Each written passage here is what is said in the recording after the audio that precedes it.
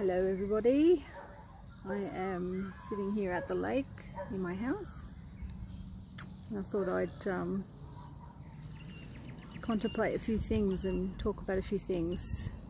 This is JC here and it is the 24th of October 2020. It's a Saturday and just thought I'd come and go for a walk. I was just thinking about quite a few things because it's been a pretty big week for me, as always. I've had my Facebook page, my personal Facebook page shut down, so this is the third one they've shut down.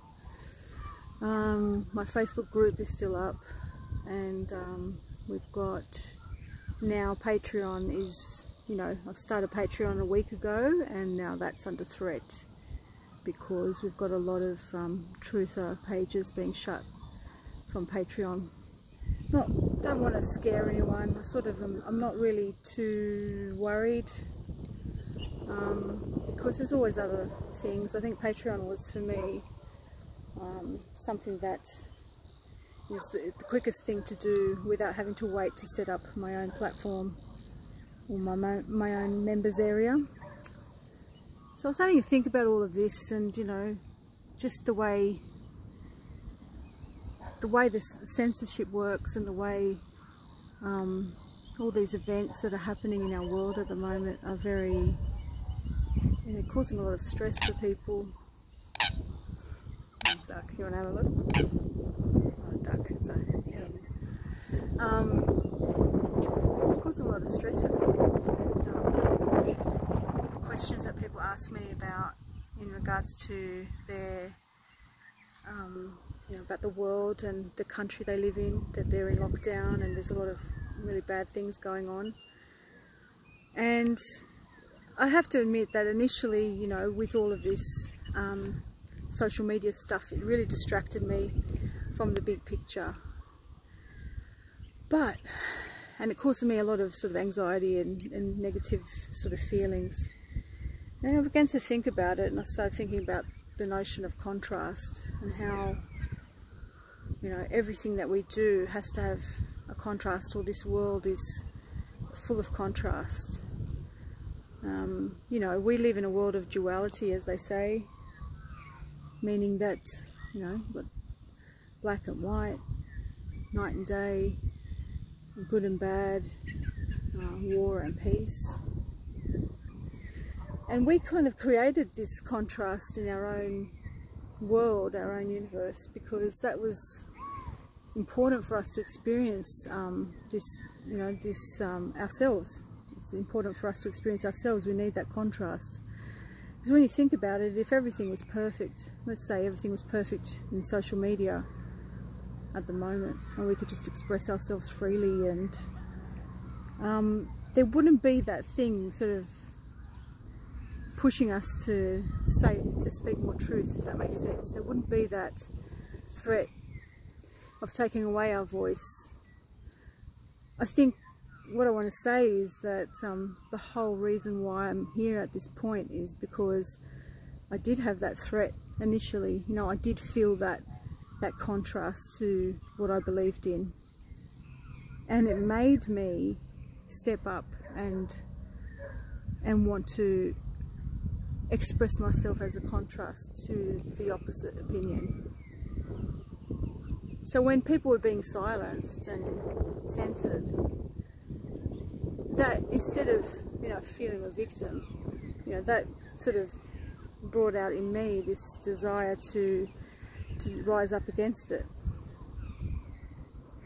And I think that this is what this is all about. I think that this stuff that we're going through in this world at the moment, this really intense contrast to how we really want to live our lives, I think that that's there. It's necessary for us to become better versions of ourselves and to express what we truly want.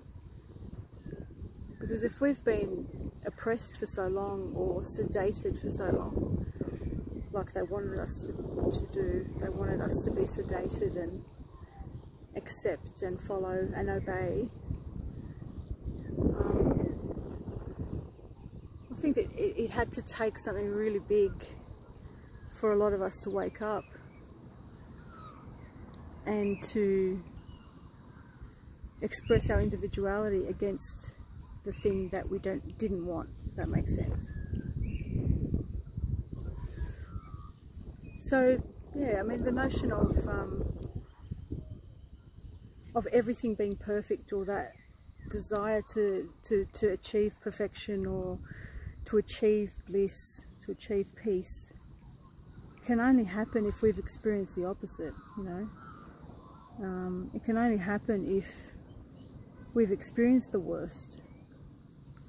If you look back on your life and you think, Jesus, I've come through so much, and you know, I wouldn't have been the person that I was if I didn't have, you know, maybe a really bad relationship or several bad relationships, or a traumatic childhood. You wouldn't be the person that you are if you didn't have this traumatic childhood.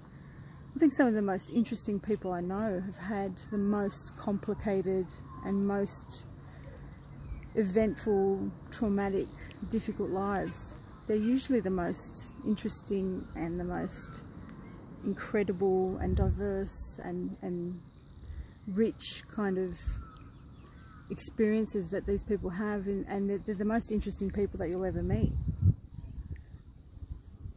So next time, you know, when we sort of get upset about what's happening in the world, and you know, everybody has a right to do that, I think we need to sort of look at it and say, maybe this is happening on a grand scale because we as a collective need to reach that part of ourselves where we say, what does this trigger in me, and what else do I want? Or what is it that I want that is different to this? Just think about it. Every time the people that control us, whatever you want to call them, every time they put the pressure on us and they try to silence us, or they try to take away our rights, we start thinking of creative ideas of how we can get our message out and how we can turn our message into something else, or how do we achieve a greater audience. Honestly, every step of the way in this short journey I've been on so far in this public domain, I've been pressured each time to constantly think of new ways to reach more people, to not be censored, to not be taken down. And you get up and you're bigger and better every time, you know. Every time there's something negative going on, it just drives me more and makes me feel more determined to find answers for people and to reach more people, because I see that trauma and I see that pain that people are experiencing, that I hear every day, and I think of how can I help them, you know. If everybody was happy, I wouldn't have anything to talk about. And in my own life, you know, I don't have a perfect life. You know, I don't talk about my personal life very much, but let's just say I'm going through a lot of changes at the moment, and I'm not letting it sink me, because again, it is what it is, because what it's doing is it's making me go, well, I want something different. And in order for me to define that thing and to know myself more, I have to experience what it is that I don't want in order to know what it is that I do want. It's a very simple concept. And look at it in the big picture, right? There's all these people under intense pressure under lockdown, their liberties being taken away, Their simple everyday rights being taken away. Their right to breathe is being taken away. Do you just like lay down and accept that, or do you use that contrast as a way to spark something in you to change your circumstances and the people around you? That's how I see it, and I think that it's a very, very simple concept, but if you can grasp that, you can understand why all these things happen in the world around us. The other thing I was thinking about was we've got to find the sweet spot in between absolute perfection, where you've got nothing to worry about and nothing's butting up against you or challenging you, and then the extreme of like you're oppressed, you've got the worst, you know, situation, your liberties have been taken away, you know, there's threat, there's physical threat and trauma. There's this sweet spot in between that we sort of have to achieve, where we want that blissful life, we want that happy life, that satisfying, fulfilling life, but we always need that little grain of sand in our oyster shell, I guess, to make the pearl, right? We need that little bit of irritation just to spark us, to get us to do more and to be creative and to know ourselves and to experience ourselves. I mean, you know, I can't imagine a life of absolute perfection, and I think that the pitfall with talking about certain people as saviors, you know, certain political figures as saviors, or certain potentials of, like Nasara, for example, coming into play. I think people have the wrong idea, thinking that everything will be perfect once that happens. And they think that, you know, this great awakening is about, and this golden age is about perfection. But it's not, because we live in a world of duality. It's always going to be this way. We were born, we die. We've got the contrast to that. So we know ourselves because, or we know what life is because we have been dead before. Does that make sense? We've come from nothing and now here we are, we're something. That's the contrast. But the idea that once Nasara comes in, or once a particular politician comes in, everything's going to be perfect, is a lie. So there's many of you that keep asking me, when will so-and-so be out of office, or when will so-and-so win office, when will things get better in my country? Well,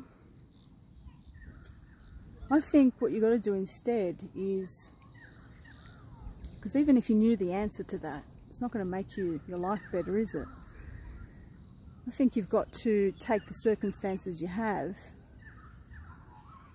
and use that irritation as the thing that sparks you to choose something better, or to reach into yourself and create something better, to make change and to make different decisions that might take your life on a different path. You've got a lot of contrast happening right now around you. You've got a lot of things that are different than how you would like them. So that just means you've got to be more creative, right?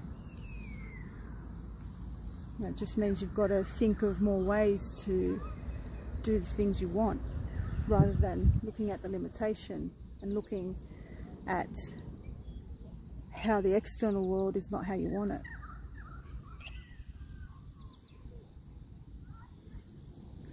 You know, solutions, not problems, right?